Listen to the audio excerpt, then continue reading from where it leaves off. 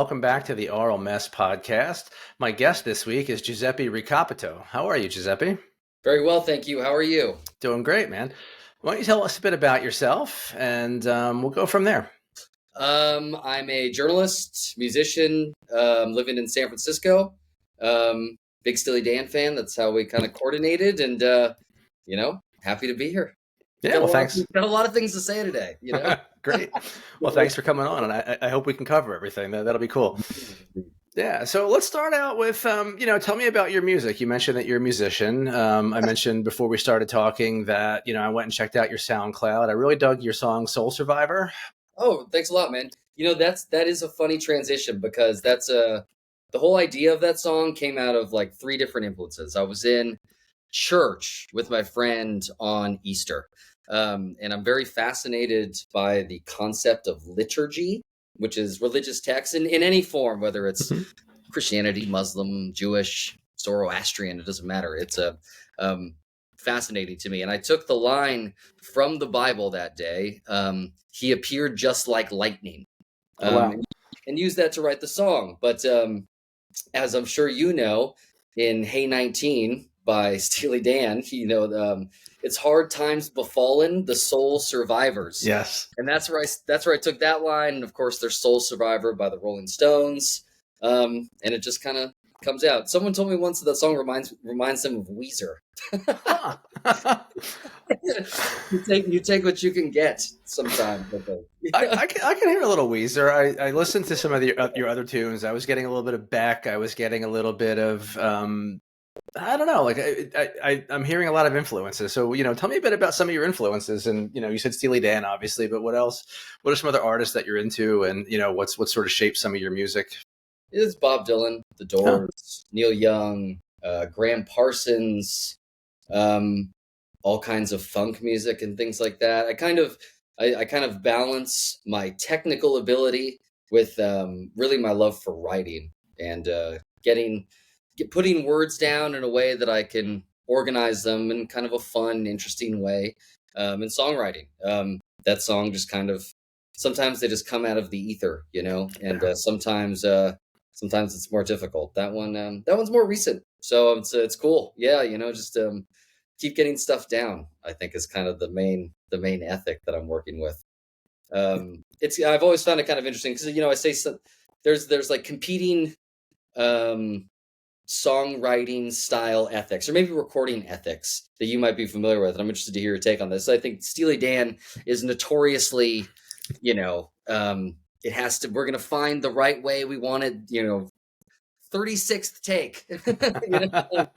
Right. Well, I read before that someone like Neil Young is just like, we turn on the tape and if that felt like a good take, we're just going to roll with that. Let's go to the next one. So as I kind of embark on this new journey of being able to write and record some of this music in a more official, outside the SoundCloud, maybe being on, streaming services and things like that, still debating which one of those ethics that I'm going to maybe find somewhere in the middle. We'll do 18 takes. Well, hey, maybe it depends on the song, right? Maybe some of the songs need that sort of overanalyzed, 200 take recording to get what's in your head onto the tape, so to speak, old. And, maybe some of the other ones just, like you said, like it feels good, it comes out and you nailed it, right? Or you hear what you're hearing. So yeah, you listen to some of the songs that you end up loving all the time and finding, is that a theremin? In the bit like so sometimes adding some of those sonic detailings, maybe takes a little more work, a little more planning and things like that. Being someone who's most of his professional life has been in a capacity where I'm writing journalism, right? Day to day writing journalism. That more of refining that kind of creative ethic is a little bit more challenging for me to think about, but a totally worthwhile challenge to kind of make to fruition what I want with some of these songs. Yeah, I was going to say, I'm sure the writing thing goes hand in hand between the journalism side and the music side. So what are some things that you write about in your professional life, if you're okay to share that? Yeah, no, I've worked in local news for quite some time. I've worked at Entrepreneur Magazine. I've worked at the Union Democrats in Sonora, California. That's in Tuolumne County. I'll give a shout out to all my friends out there. Right now, I work for Bay Area News Group, the Marin IJ, and I cover portions of Marin County in California, writing stories every day for a daily newspaper. Nice. Someplace I've always wanted to visit and just never had the chance. I've been to LA, I've been to San Diego, never made it to San Fran and Marin and the whole Bay Area, but someday, soon. Talk about music history, you know? Yeah, right, Yeah. exactly. Yeah. Yeah. So Steely Dan, speaking of bands that spent some time in California, nice segue there. Sure. Yeah, like that's sort of how we connected, right? I mean, again, I say this almost every episode because I don't want to say embarrassing. It's kind of cool actually, but I have this stupid Steely Dan meme page and that's how I've been connecting with so many people. And it's just amazing, like the depth and breadth of people that I've been able to bond with over this silly band, right? So it's just like, how did you get into Steely Dan? I ask pretty much every guest the same question. Like, what was your earliest recollection, and how are they influencing some of your other musical taste or even your songwriting? We're a huge underground world, aren't we? The world of Steely Dan fans. My wife calls it a cult, and she's not wrong. I'm sure in your life too. How divisive sometimes when I'm hearing from over here, I'm hearing from over there. Turn that! I can't. Can I curse?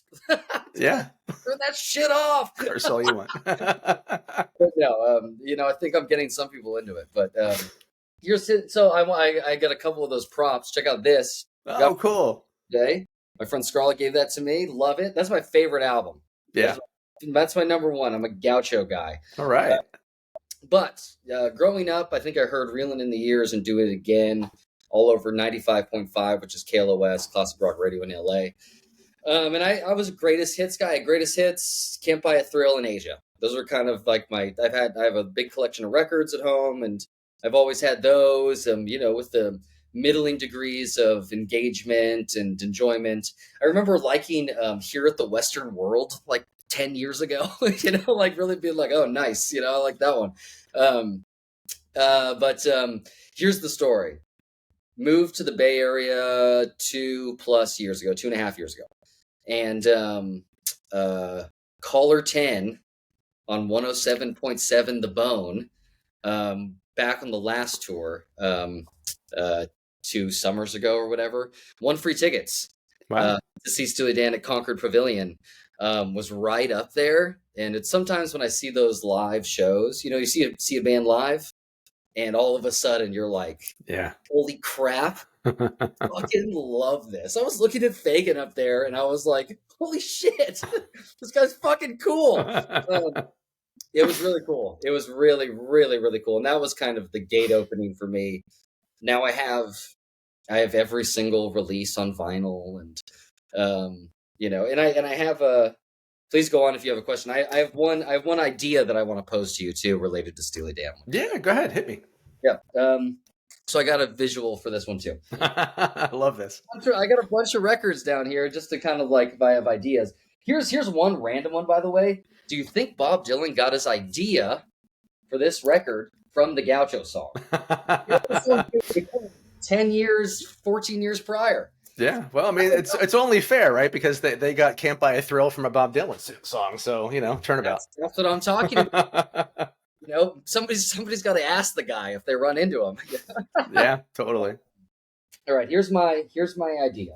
And so this album kind of encompasses one of the ideas, and especially the last song. The last song is the title track, Everything Must Go. Yeah. And I can't frankly remember all of those lyrics off the top of my head, but there's a quality of that song that sort of encompasses that it's like the final song, the final thing that band has to say as a part of a studio album. And I've kind of applied that to a lot of different things as something that I call like the Swan song theory. And that something like The Doors, for example, Riders on the Storm, you have a song on the last studio album with Jim Morrison that kind of encompasses what the band is all about. It's kind of a goodbye song as well. That, it's the idea itself is not so refined, but I'm sure there's quite a few examples of people come out of the woodwork. Rolling Stones' new record, they did Rolling Stone blues. It's only Mick and Keith on the last song. If that comes to pass as being the last Rolling Stones record, it would amazingly fit my theory. Yeah, right. Not that I would ask them to have it be the last one. We want more out of Mick and Keith. Yeah, I think they have at least one more in them. I mean, they're going to go forever, you know. Yeah, me and my buddy have a joke. It's if and God willing, they stay around for as long as possible, Mick and Keith. But if Ronnie Wood ends up the last one, we're all going to be going to see the Ronnie Wood Rolling Stone experience. Right. Yeah, exactly. I saw. Okay.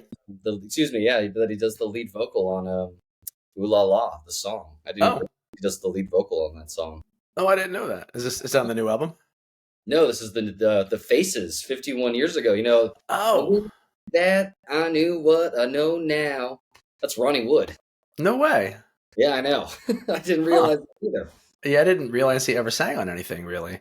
Yeah. Besides, I knew he did some backing vocals and some Stone songs, but yeah, wow. And funny enough, now that it occurs to me, that's the last Faces studio record and the last song on it, by the way. It's a freaking swan song to the band. That's amazing. Yeah.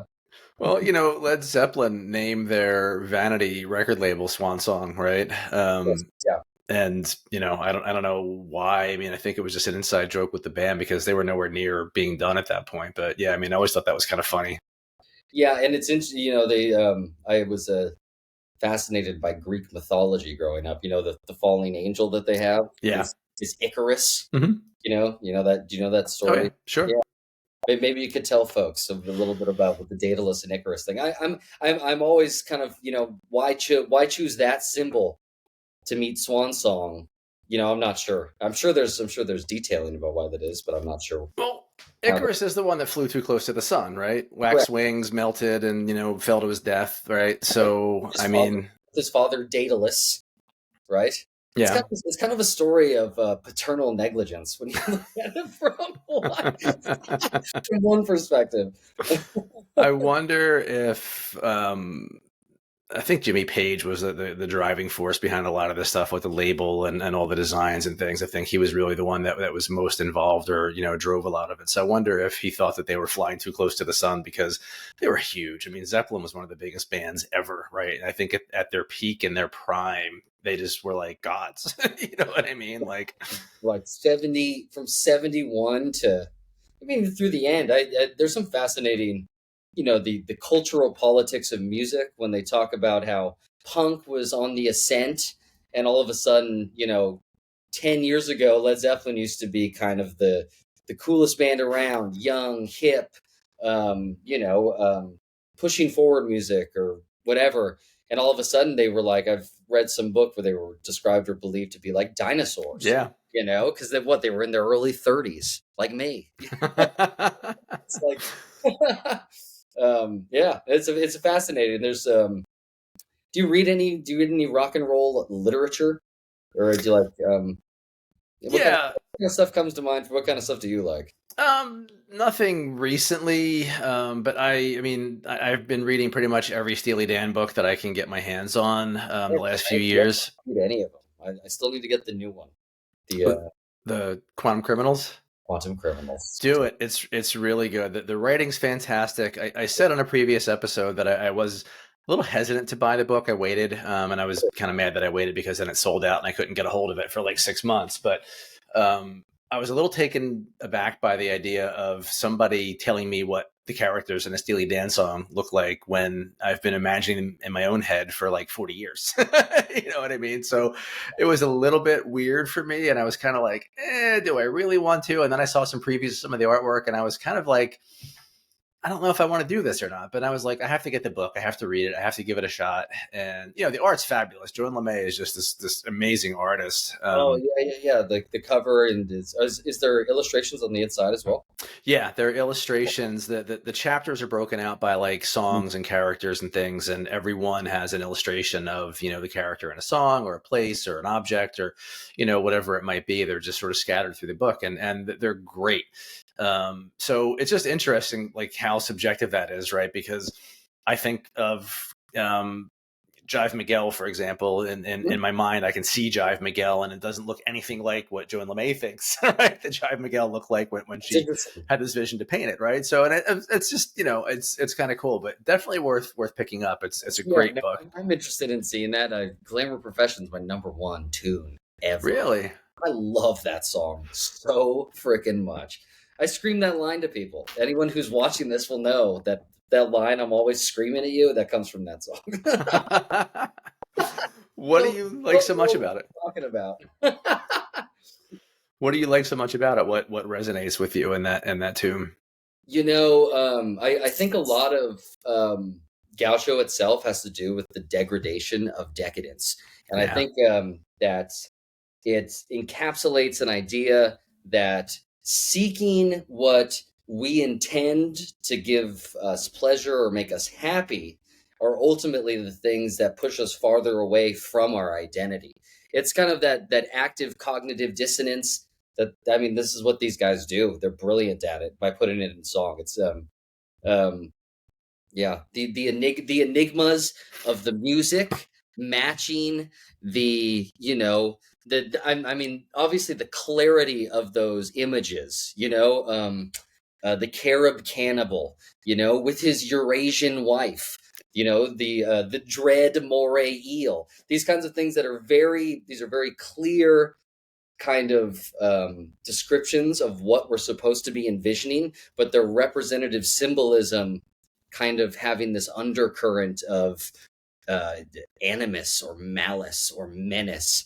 There's something underneath the surface Oh yeah. that is really that's rotten at the core. Even though the guy's screaming as if to convince you, the listener, that he is the one. It's a dark album. It's a Yeah, really fucking dark album, and yeah, that song too. Like on the surface, it sounds like it's got this great disco groove, and it's got these great characters. But yeah, I mean, I totally agree with you. I feel like it's sort of taking a swipe at society at that time, right? absolutely. And I think I saw what was the thing they did with Asia? Is it Yeah, UHQR.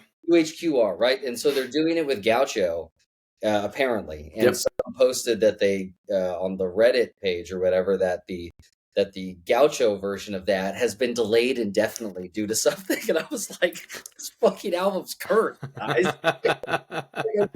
Again and again, we're reminded. Yeah, I know. For the fans that are listening, you and I know a lot of the stories that come along with this, with that album, especially with Walter, who I found a deep affinity for, knowing that we have like similar birthdays, and just do you get the sense that he was doing a lot of the lyrics? I Yeah, think I do. he was the lyric guy. I think so. He's one of the the few guys I've had to look up and what a squonk is. It was till I heard that song. Yeah, 11 tracks of whack too, man. Shit. Yeah, yeah, great album. It took me a while to get into Walter solo stuff. I think Circus Money is what I first came around to, and then I kind of Yeah, worked my way back to yeah, 11 tracks, and I yeah. love it just as much as anything else now. But for the longest time, it just didn't catch me. I don't know why. I It's can't explain it. yeah. There's less of that.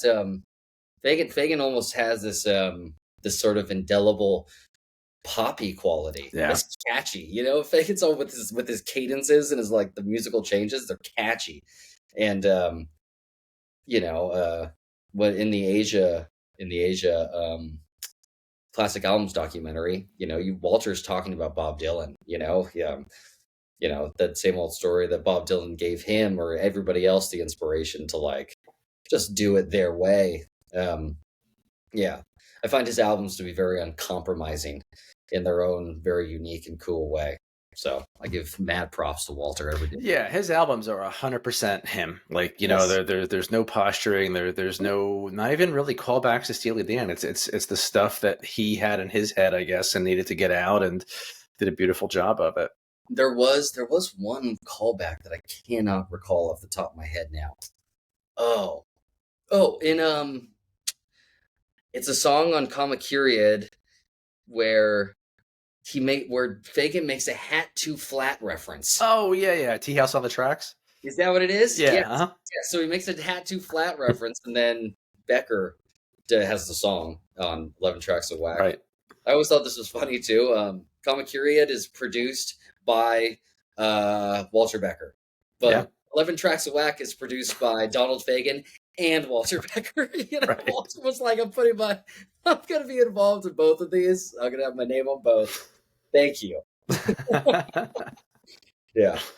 So who are some other, I mean, and you mentioned this, that Steely Dan, between Fagen and Becker, I think, like you said, I think it seems like Becker wrote a lot more of the lyrics, but they were both just really well-read, literate, cultured guys, from their humble beginnings in Jersey and Queens, right? But who are some other literate songwriters that you like? Like, what are some other, songs that are sort of in that same realm? To me, it's like I like a lot of what people call, and I hate this term, but sophistopop, right? So it's Ever heard pop that music. No.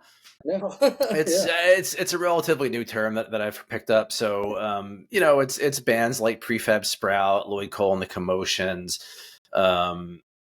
One might say Fountains of Wayne, right? Because they have so many great cultural references in their stuff and their song structures. So, who are some of the ones for you? And then we can talk about some of those bands if you know. Yeah. My influences and my interests are very wide reaching. I like Primus. I like Ween. I like, I mentioned Bob Dylan and the Doors before. I like just about everything. I like rock music. I like guitars, bass, drums, keyboards. I don't delve too much into electronic stuff. I really like the idea, mostly, whatever kind of, instrumentation or lyrics are behind it. I like songs that have a concept or an idea as wide of an umbrella as that could be, and they accurately or engagingly reflect or project that idea. Does that make sense? Sure, absolutely. I need to jog. I jog my own memory sometimes. It's like, I got Beatles here. I got William Devon, which is its own. Gram Parsons, the band. I got this one right here is an interesting, not really fitting what we're talking about, but I don't know. I like a lot of stuff, and I've got 400 plus over there. I've met some people with some incredible collections, and I'm always fascinated to learn about what has driven them and what's interested them.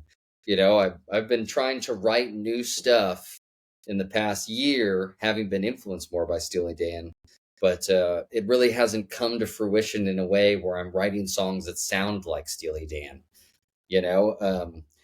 But I also don't think of my influences when I'm trying to write or trying to make music. I just kind of like to let the feeling flow. Yeah, no, it makes sense. And I agree. I like songs that go somewhere. I love songs that tell a story. Bruce Springsteen is a master storyteller in his songs, right? Like 4th of July, Asbury Park is one of my favorite songs ever. And that's just a great story song. There's a singer-songwriter from England called John Wesley Harding, and he named himself after the Bob Dylan album. Okay, but I can't think of his real name. Wesley Stace, I think, is his real name, but he goes by John Wesley Harding on his records. But he just gets into some of these great story songs. He has one called The Red Rose and the Briar, and it's just 6 minutes of just him and a guitar, and he tells a story of like scorned lovers. It's just such a great tune. These are all suggestions that I'm going to have to take to the bank and listen to. Well, what I usually do in these episodes is, I'll make a playlist after you're done. Like I'll go back through our conversation and like any songs or anything that gets mentioned, I'll throw a playlist up and then I link it in the show notes. But I'll send it to you, obviously, before that. Well, it occurred to me that there's one that I neglected to mention. It's the Bryan Jonestown Massacre. Yeah. Yeah, they're great. I used to have a radio show in Sonora, and I'll shout out 103.5 KAADLP. Still a community radio station going on over there. But I interviewed Anton Newcomb, who's the provocative, but also, just phenomenal leader of that band and has been for so many years. And we did the same thing. I asked him to tell me 3 songs that I would link to our show, and then I cannot remember what they are, frankly. It was so long. It was 4 years ago, something like that, 4 or 5 years ago, maybe. So I'll find those too. I'll find those and Yeah. post them somewhere. Yeah, yeah. Speaking of, maybe this is an interesting idea that I wanted to pose too. Okay. So we got William DeVaughn. I'm not familiar. All right, so he has a famous song called "Be Thankful for What You Got." What is it? Diamonds in the back, sun rooftop, sun with the gangsta lean. It's like a heavily sampled, incredible funk song. If you go to YouTube, and I wonder even, can I check YouTube while I'm doing this? Yeah, sure. Yeah, it shouldn't. I'm not going to have any side, but if I do, and this is something that comes out of kind of the current digital era. So if I search Curtis Mayfield, Diamond in the Back, it has 60 million views. Whoa. And so the idea is that however many individual listeners that don't know that's William DeVaughn think that the William DeVaughn's most popular song, most iconic song, most influential song is actually by Curtis Mayfield. Huh. and so to me, that represents some form of, again, like cultural dissonance. That there are people out there saying, dude, I heard this amazing Curtis Mayfield song. And more people, and it's not. So it's it kind of comes out of like the I was a kid in the LimeWire era, Sure. Even a little after Napster, and I remember those days. Yeah. Rest in peace to all those family desktops that I destroyed. I always ask, back on LimeWire, what was the most popular song by The Doors? It was House of the Rising Sun by the Animals. It's a, I don't know. What do you take of that idea? Does it occur to you that there's anything similar? It's almost like, I don't know if it has to do more with like the actual artist getting their due for creating something that they're not getting credit for, or just the belief or like this kind of, mental homogenization of something like, oh, I need to know who this is, so it must be someone that I know.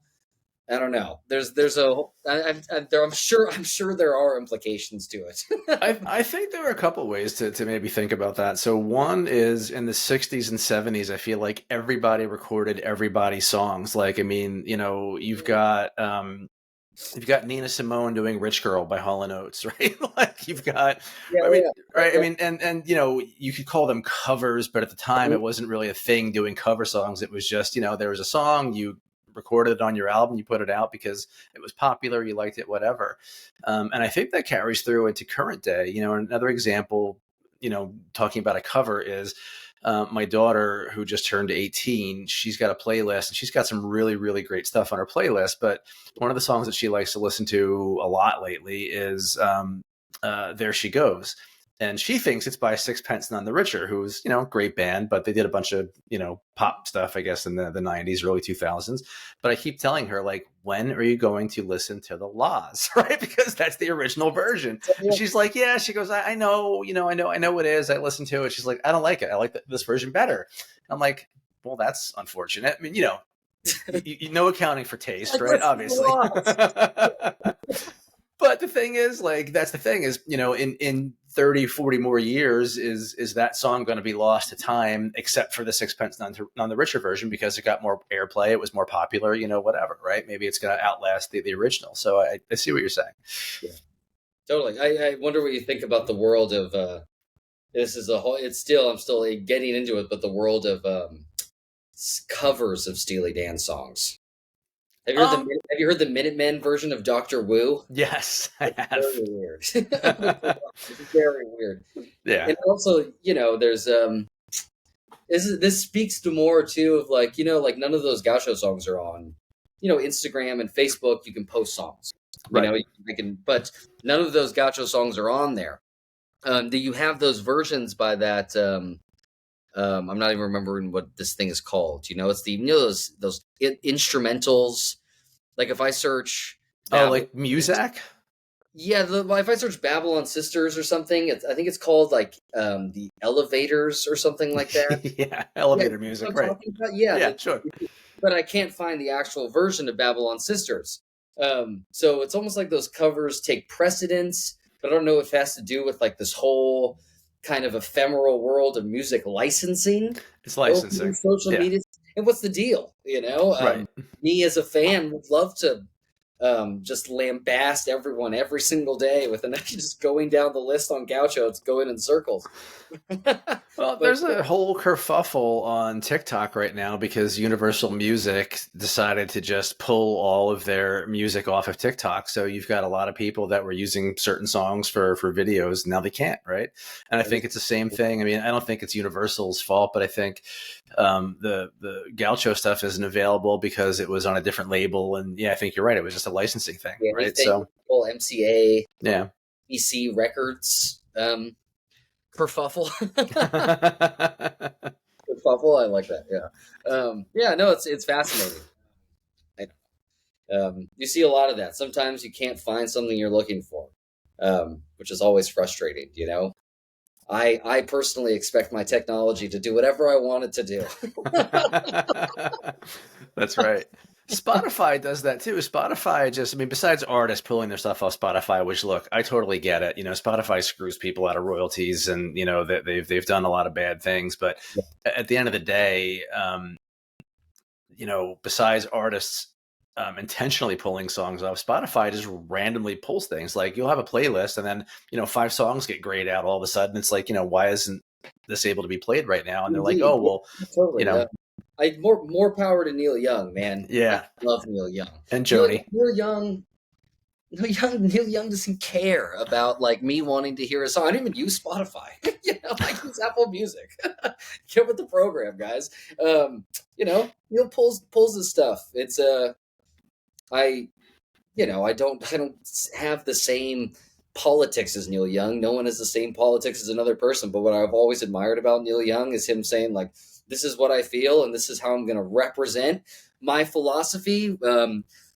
It's a '60s thing. It's like this is how I protest. This is how I use my agency and my creative output or whatever commodity it is that I am supposed to represent, and use it as some kind of cudgel against a thing that I don't like. So it's like Neil, that's fucking cool, dude. Yeah, he's a badass. He's a badass for sure. And He's touring again with Crazy Horse. really, Yep, 2 California shows for oh everyone in wow, California, 2 in San Diego. It's with Crazy Horse. nice. Knock it out, yeah. I'll say so. I'll keep thinking about the the playlist now. This inevitable playlist. I've seen him many times, and live acoustic last summer with my friends Tim and Caleb. This was at the oh man, it wasn't the Fonda in LA. It was an outside venue. It was called the Ford. The Ford. And he played a song called "I'm the Ocean." And so originally that was on that record, Silver Ball or Disco Ball, the one he did with Pearl Jam guy. Yeah, right. But he re-released it with this acoustic version. And was not familiar with it. Every time I see Neil Young, I learn a new song by him. Because he just I saw him once with the Promise of the Real, and he did a song called "Fucking Up," which I fucking love. When he did the song "I'm an Ocean," or "I'm the Ocean," and it's just moving. It's still Neil up there. Someone commented to me once, but my friend Steven told me we were talking. We were seeing the Shins at a festival, and what's the Shins' famous song, "New Slang." Right. And just the fact that it's still even true today that one guy with an acoustic guitar can command the attention of tens of thousands of people or thousands of people. It doesn't matter. But one guy with one instrument, that the power of the music, the power of the words can have everyone in rapt attention. It's fuck technology. Oh yeah, for sure. That's what music's all about. That was my counterpoint to my technology earlier. You know, it's so cool. It still blows my mind. It's gratifying, gives you hope. You know, it's a music, creativity, connection still has Yeah. that power. Yeah. Yeah, music just hasn't yet finally gone to shit. You know, it's still going strong. I don't think it ever will. You know, No, I don't think so we either. go in cycles, and I think the popularity of music is in itself such an ephemeral idea, and always so developmental and changing. The business of it, is it the business of it that defines popularity, or is popularity one person feeling emotional in his room hearing a song? You know, it's like um, these things, these intangibles are so not universal and not objective that it gives me hope that in whatever kind of form that we have the ability to make something and people can hear it, um, it will exist and it'll keep going strong. You know? Yeah. No, it Yeah. gives me hope too. And Yeah. that's the hallmark of a well-written song, is if you can strip it down to its bare essentials. You know, I mean, a lot of songs you hear an acoustic or unplugged version, or just, you know, somebody covers it with just the guitar, and if it still hits you the same way, then, you know, the songwriter's done their job. Yeah, dude, that's like that musical heritage idea, you know, traditionals. It's like, I mentioned earlier, like House of the Rising Sun. Um, I think there's a someone obviously recorded it first, but it's like a traditional. You know, Yeah. it's been. I had a CD. Um, I can't even tell you who it was. I had a CD. It was called like The Roots of Bob Dylan, and Bob Dylan does that House of the Rising Sun on his first record. But I can't even remember. You know, it's like an old blues tune. Yeah, yeah. The I found this other record the other day of like these. Um, what's another one? Cream does it a lot. Yeah. You know, Born Under a Bad Sign. Right. Albert is my jam. Uh, a Wine and a Woman. Have you ever heard the Pat Travers version of that song Of Born Under a of Bad Born on the Sign. Bad Side? Yeah. No, Pat Travers. No. Yeah, I'm not gonna pretend to be super familiar with Pat Travers's catalog, but that was just a song that ended up on a cassette for me years ago when I was in a band with this guy who just had fantastic musical taste. You should just Cool. make me tapes of stuff and be like, "You need to hear this," right? So I think I was into the Cream tune, and I was on a big blues kick at the time, and he was like, "Well, if you like that song, check this version out," and it's just awesome. So I'll throw that on the playlist also. It's really good. What kind of band are you in right now? Like, what are you? Not in a band at the moment, just playing for myself. But I'm getting that itch again. It's been a long time since I've played with other people, and Where are you based, by the way? I'm in New Jersey. So I live in Jersey. I work in New York. I had a fake ID when I was 18, and I was from Cherry Hills, New Jersey. I've been to Cherry Hill a lot. So have I. Tell me about your instruments. Yeah. Yeah, sure. So let me see. I guess from my left to right behind me here, I've got a '93 pink Paisley Telecaster. Dope.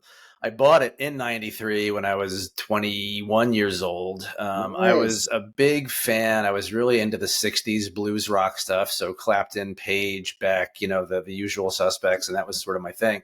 And I just saw this in a Sam Ash store. I think it was in Cherry Hill. Actually, it was fucking Cherry Hill. Oh yeah, baby. And I went. I knew I wanted a telly. I didn't have a color in mind, but I saw this thing hanging on the wall, and I was like, "Oh, that's cool." And I'm like, Right. "Can I pull off a pink guitar with Paisley?" I'm like, "Yeah, I can do whatever the hell I want. I don't care." Sure. So I bought the thing, sort of in tribute to like that whole '60s psychedelia blues rock, like that sort of world. Yeah. And I've had it ever since, and I love it. It's just my absolute favorite thing in the world. Next to that is I've got a Guild acoustic that I bought myself a few years ago. Yamaha acoustic next to that, which is actually my daughter's. She took an interest in guitar a few years ago, so I bought her like a starter, a Dreadnought, and taught her how to play a little bit. Yeah, she needs to start playing again, and so do I. And then I've got a Squire vintage jazz bass. prime time. That bass over there, I can It's see. cool. I picked that color specifically because it reminded me of James Jamerson's bass. So Couple over here too. I got my Strat out of shot. I got a '69 Fox Panther bass, and I got my I got a Thunderjet bass Gretsch down there. oh, cool. Pride and joy, that thing. Yeah. I think I saw that on your Instagram. I think you were playing Yeah, that in that a thing, video clip or back something. when I had the hair, that blonde streak to look like Julian Casablancas from The Strokes or something. Not on purpose, right? I'm like, COVID was hard on us, and hard on us all very different. But yeah, the last band I was in, we did covers. We did originals and we wrote some stuff together for fun. But the last iteration of the band that I was in, we were trying to get more, paid gigs and actually, play out more. So we adapted our set. Oh yeah, for sure. So we adapted our set a bit. We started out doing like a lot of alternative and grunge stuff. It's what we were all into. And it was just the time, we're talking like 95, 94, 95. So, once we realized, okay, well, nobody wants to hear that in a bar, right? We just sort of pivoted and started doing, more popular stuff. Like we did, like Lenny Kravitz and, So contemporary rocks of the day. yeah, more contemporary rock, but more upbeat stuff people could dance to, And then we threw in some old disco and funk shit. So we are doing like Casey and the Sunshine Band, play that funky music. I Will Survive. We did a good version of that. Gaynor. Yeah. Oh yeah, love them. Did you guys do Oasis? No, we never did the Wonderwall thing. Did you like Oasis outside of Wonderwall? I do. They have a song. I think it's their first album, and it was like their first song that I became aware of, which was called "Live Forever." Great tune, really great song. Oh yeah, Whole first album is a bona fide classic. Yeah, yeah. Which one is the one? Columbia. They jam. That's fucking rock and roll, and not to mention that they captured the ethic, the brothers, and Liam is always like, yeah. Noel being the fucking the Paul McCartney-esque artsy one. Right. They fucking jam, and not to mention I grew up in the world of like the Strokes and Interpol. That was kind of the rock revival. Yeah, if you caught me when I was 14, in the year, if I could ever do math, 2006, I would have told you like "The Modern Age" by the Strokes is my favorite song of all time. Okay. But Oasis was their last album came out in 2008. Before the inevitable breakup, and some of those songs rip. I'm Out of Time. That's like a Liam Gallagher song. It's just like, it's so like pure Beatles, and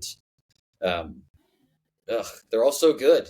I love it. What's the one? I can't think of the name of the song, but I can actually see the video in my head, and they're like, there's a helicopter that they come in on or something. Oh, that's the first track on the third record. Dang it. I remember things like that without remembering the Do You Know What I Mean? Yes, that's a great song. And I don't care what anybody says, Champagne Supernova is undeniable. That's a fucking masterpiece. Cool. That also crushes during karaoke. Throw that on. Yes. Got a couple guys from Manchester in the crowd there. You throw that on. It's gonna win you the plaudits of the karaoke crowd. Yeah, you're drinking for free the rest of the night. You have to direct it at the Mancunians. Yeah. Totally, no doubt. Yeah. I know we're getting close to time. I wonder if I have anything else to say. Well, let's see. What else is in your show and tell bag over there? Yeah, let's see. I'll pull out the last three that I haven't quite mentioned. See if we can direct us. Do you like the band? Yes. Oh yeah. I do. I came into them a little bit later in life, but I love them. Right, and I saw a very funny meme once, and it showed like a toddler, with her paintbrush and easel, and then it was this thing. It was painted by Bob Dylan, right? You had music from Big Tank on. Sure. I love Rick Danko. The movie is great. You've seen the Scorsese movie. Yeah, of course. Mm-hmm. There's so many good parts in that. There's the Neil Young drug nose story. There's Dr. John doing Such a Night. Yes. I mean, I think, not to mention Van Morrison wearing like a corduroy velvet onesie, traipsing around the stage doing Caravan. I mean, cocaine's a hell of a drug, So,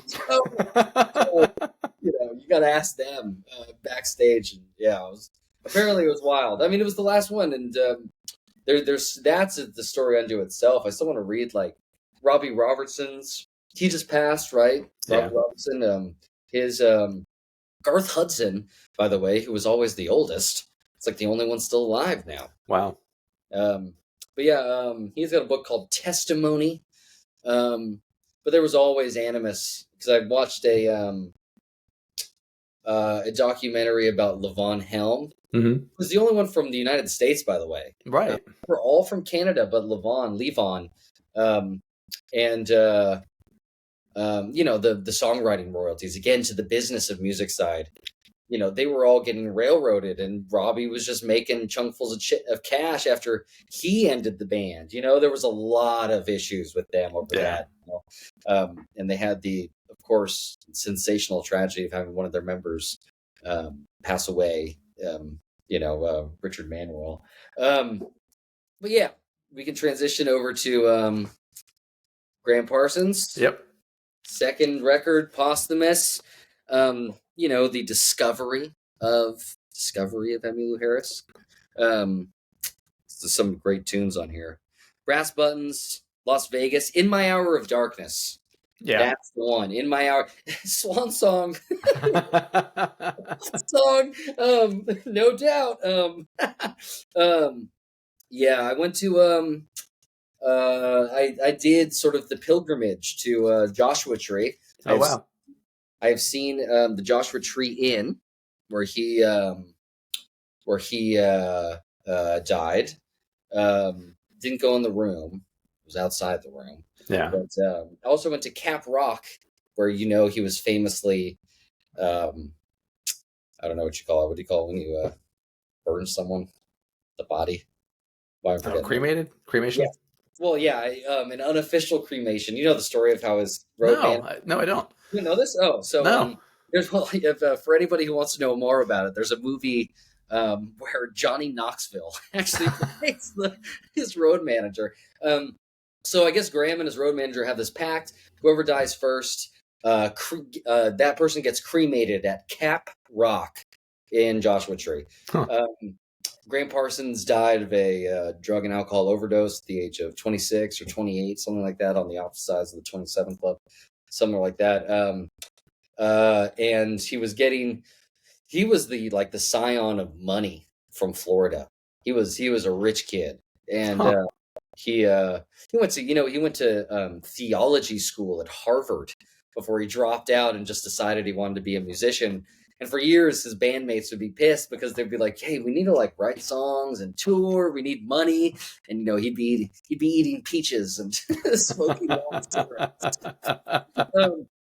But when he died, he was at LAX and was going to get his body, his remains were going to be returned to Florida, where he was going to be interred by his family. His road manager stole his body from LAX, threw it into a vehicle, drove it to Joshua Tree National Park, where he doused it with 3 gallons of gasoline and lit him on fire. Holy shit! It's an incredible rock and roll legend, and I do believe he was prosecuted, but maybe got out of it. That's where the story kind of. But I have a photo there at Cap Rock.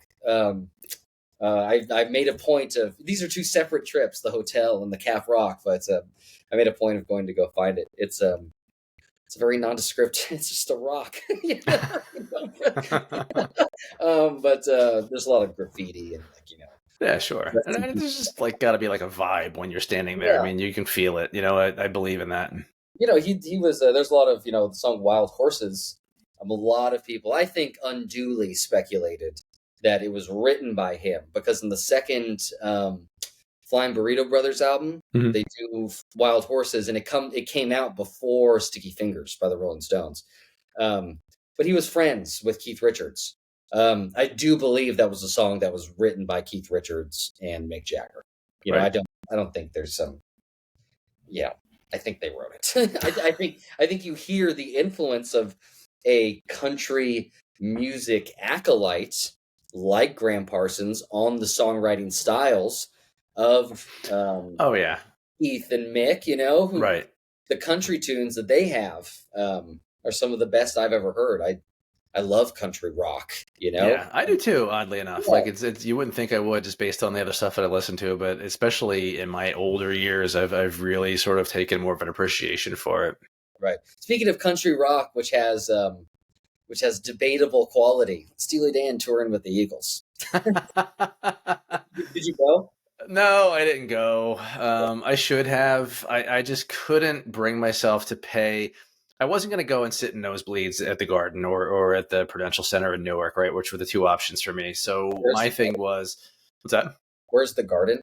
Oh, Madison Square Garden in New York City. Yeah, in Manhattan. Yeah, and nosebleeds were like $350, right? And if you wanted halfway decent seats, they were like $600-700. And I'm like, do I really need to drop $700 to go hear a 40-minute greatest hit Steely Dan set without Walter? I don't think I do. You know, as much as I'd love to, I love the Eagles. You know, like I don't have any hate for the Eagles. I like a lot of their stuff, but again, wasn't worth it. You know, $700. You know, yeah. Or you're getting two tickets. You're getting two tickets for you and a person you want to go with. And right. Yeah, I did spring. Did you? $250 for. I mean, they played 4 shows at the Forum in LA. No Bay Area shows so far. But I got COVID. Oh man. I know. Yep. All that money just to go get COVID. Well, how was it? Like, you know, how was the whole show? I mean, I got COVID. I didn't go. Oh, you didn't go. Sorry, I thought you got it at the show. Well, I had to. Oh, bummer. Yeah, the plans ended. I had COVID. Oh. I was gonna go with my mom. But no, it didn't happen. I was ill. Oh man. Oh, I'm sorry to hear that. That sucks. Yeah, it happens. Yeah. $500 that was returned to me. You know. I just hope that Fagan has another tour in him after this, because I know they're like, you know, all over the place right now and they're adding dates and everything else. But I just hope he comes home, takes a little break, and maybe goes back out in the summer just without the Eagles and just does another round of Steely Dan concerts. Because I will take Fagan next summer, any day of the week. I'll actually spring. I'll spring to be up close. Yeah, oh, I would for that too. If it's a 2-hour Steely Dan show, 1,000% I'm there. Yeah. And that might be the last hurrah. Did you ever see them with Walter? No. So I'm historically have not been a live music person.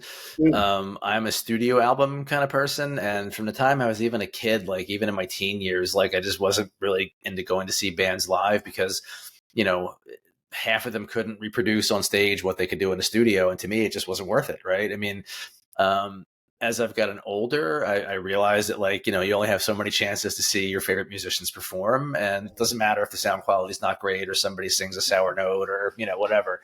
It's more about the experience. So I've started to go to more shows, you know, probably since my late 30s on. Oh, that's cool. Yeah. I've been going to live shows. What was your first live show?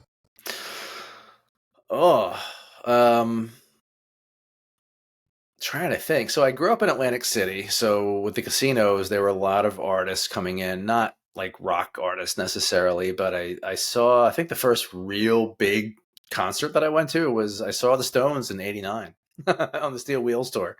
Steel Wheelchairs tour, huh?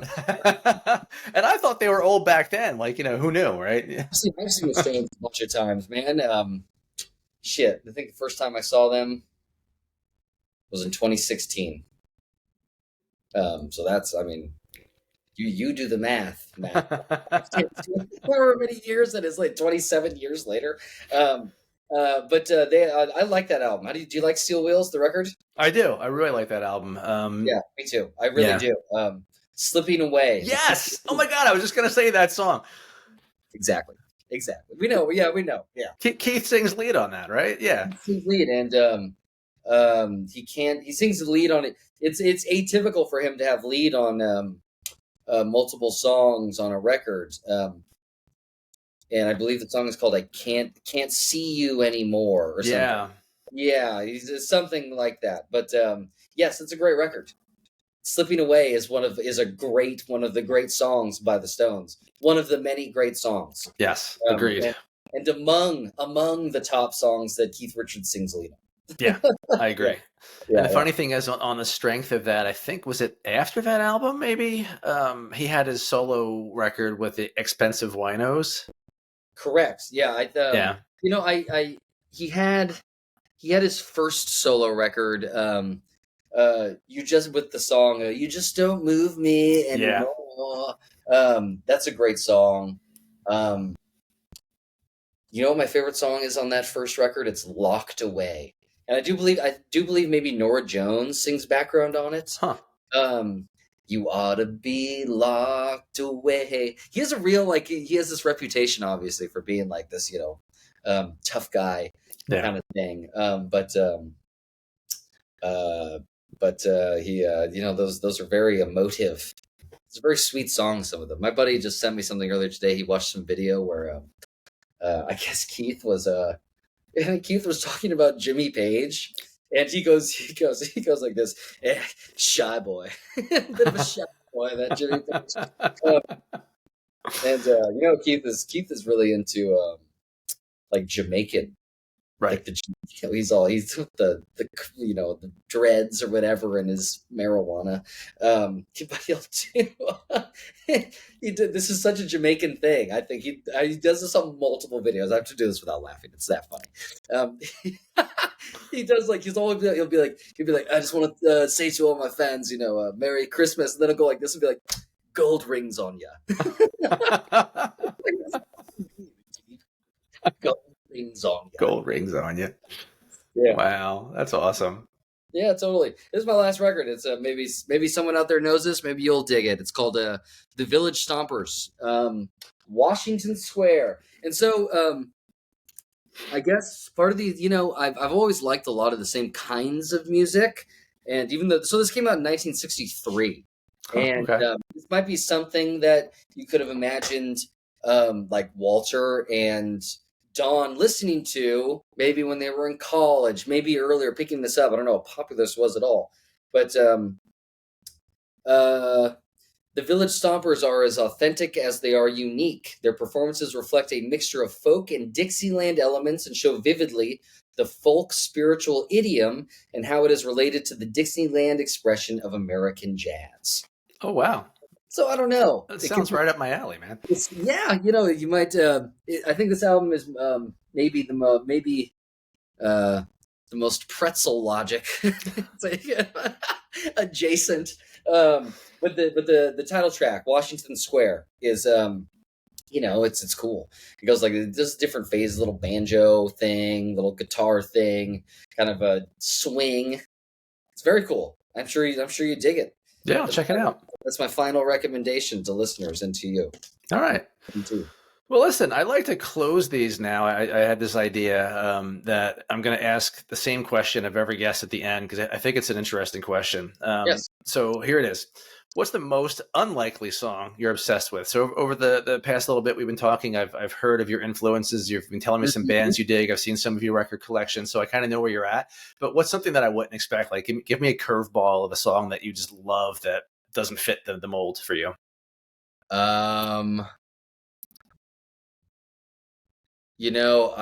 want to have a good answer. Give me 1 second. Can I reflect on my phone? Yeah, absolutely. I got a good one for you. I just want to look at recent, and I want something that I really want to throw down with this choice. Honestly, Mac Dre comes to mind, but I don't want to give that. Hey, well, I'll say this because I'm going to go see this on Thursday with my buddy Canyon. Maybe it's a little more. It's on that ethic. It's heavy. It's punky.